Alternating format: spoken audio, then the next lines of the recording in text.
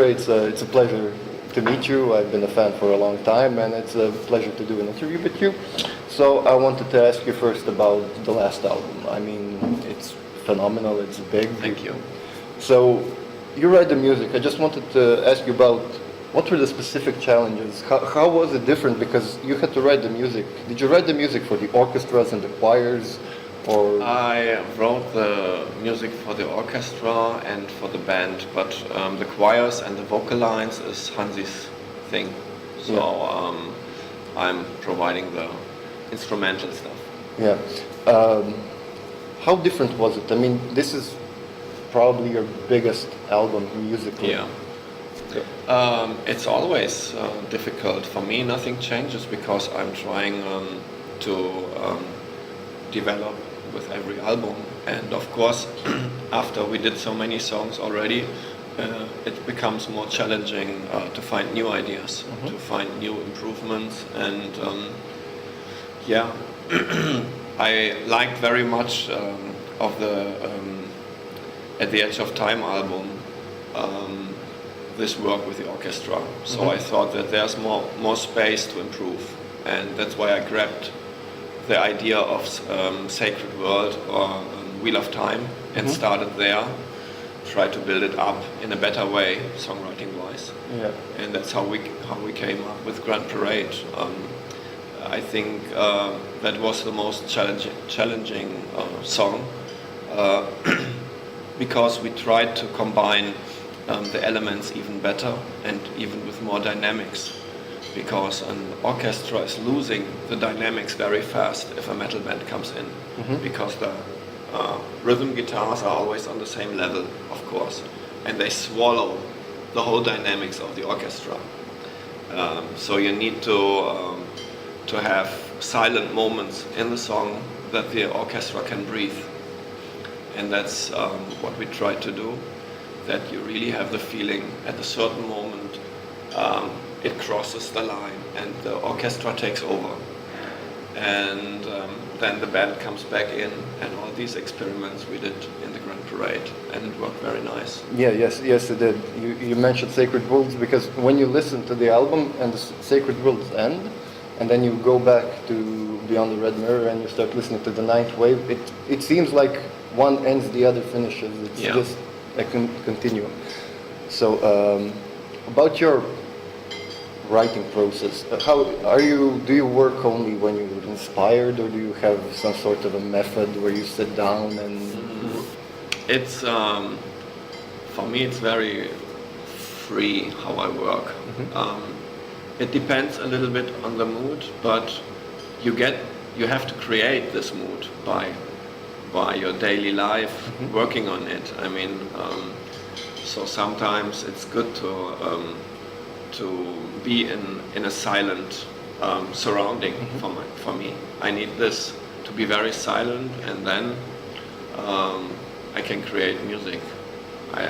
And especially I like to work in the nights, and of course the better your mood is from several things, the more creative you will be. So you write the music, Hansi writes the lyrics. Do you not only the lyrics. Hansi is writing the melodies of the vocals and working out the choirs. Yeah, of course. More than just the lyrics. Yes. But when you write music, and do you first write the lyrics, or do you write the music, or is it some sort of a combination? Usually I come up with instrumental elements which have already a kind of song construction. It's not a finished song, but maybe it's like already 1 minute of music, and I try to bring in already a certain structure of building something up, and then I deliver this to Hansi, that Hansi gets an emotional idea of what I'm talking about, and then he's trying to grab the mood and try to find fitting elements for the lyrics and building up melodies that fit to my harmonies, of course. Well, the process seems to work really nice. Works very nice, yes. Now, about your future plans, do you have ideas what you're gonna do? Yes, we have very clear ideas. The tour is continuing until December. So this year is only touring. Next year, okay, no, not true. In the summer we already listened to all the recordings we did in the first part of the touring, and we tried to get a live album together. But we really have to see what quality the takes are and if we like it or not. So I wouldn't say anything specific. We are only trying to get a live album together in the summer.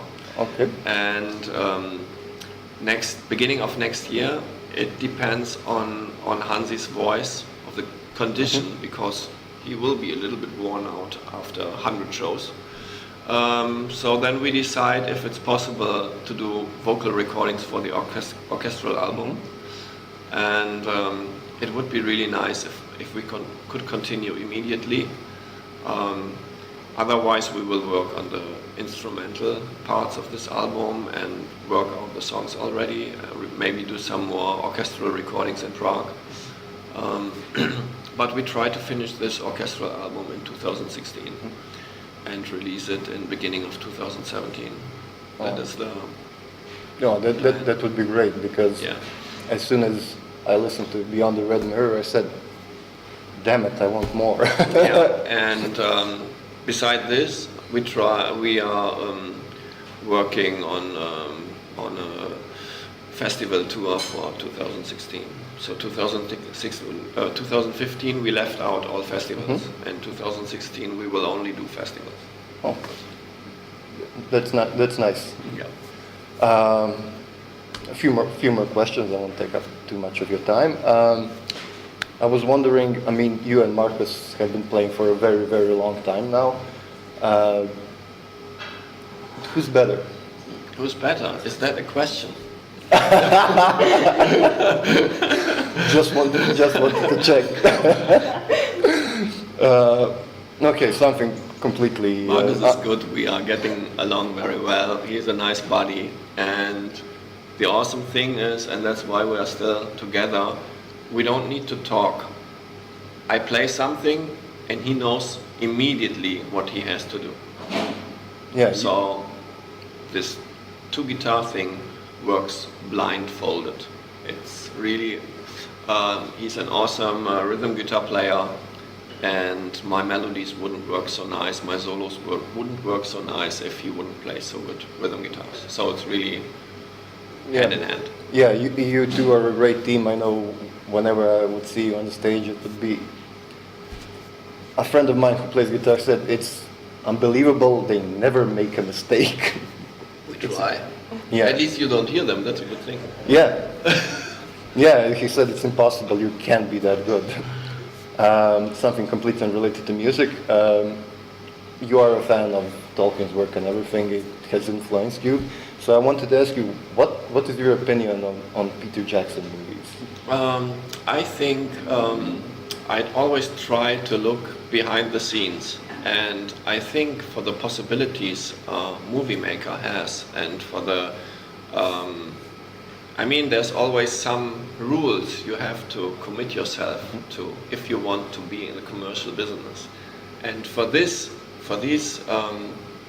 compromises everybody would have to do, he's doing an unbelievable awesome job, because of course you could do a 100-hour movie from these books.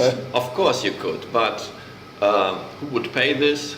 Who would really consume this? I don't know, but he had the form of 3 times 3 hours, and what he put in there is outstanding for my visual thinking, because it matches lots of ideas I had in mind when I was reading the books.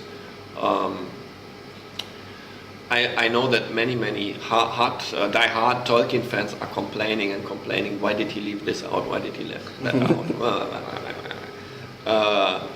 But I want to see somebody who's doing better than he did first, before I would say that this is not good.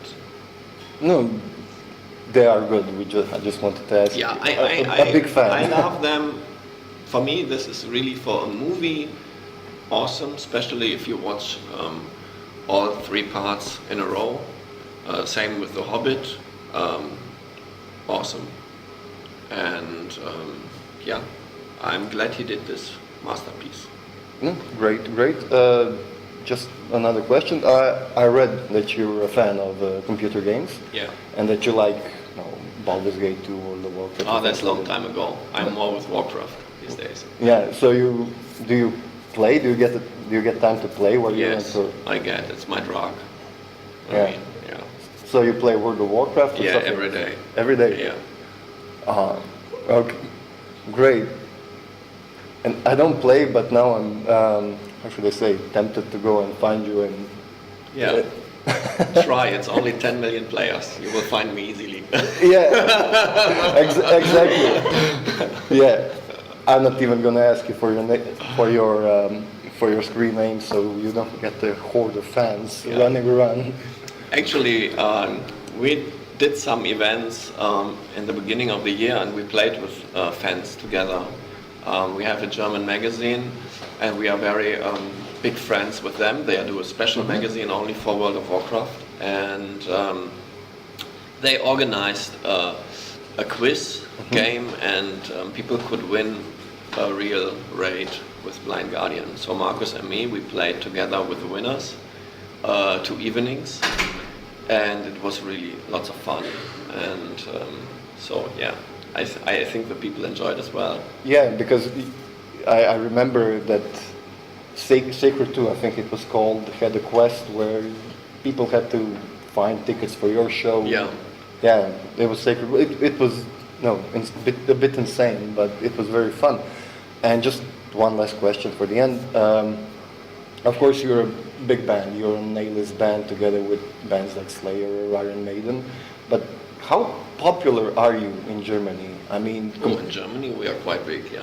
yeah, compared to, say, some mainstream artists. I mean, does everybody know who Blind Guardian is? I think so. Yeah, in Germany, in the metal scene. Yeah. Yeah. I think we are in Germany. We are the biggest metal band. If you leave traditional hard rock bands like Scorpions out, of course, Scorpions is still the name of German hard rock music. Yeah. But I think from harder music like metal, Blind Guardian is since Imaginations the leading position. Yeah, yeah. Well, that's really all we wanted to ask. I mean, we could chit-chat and all, but you have to get ready for the concert. Okay. So I wish you a great show. Thank you. It has been a pleasure, and that's it.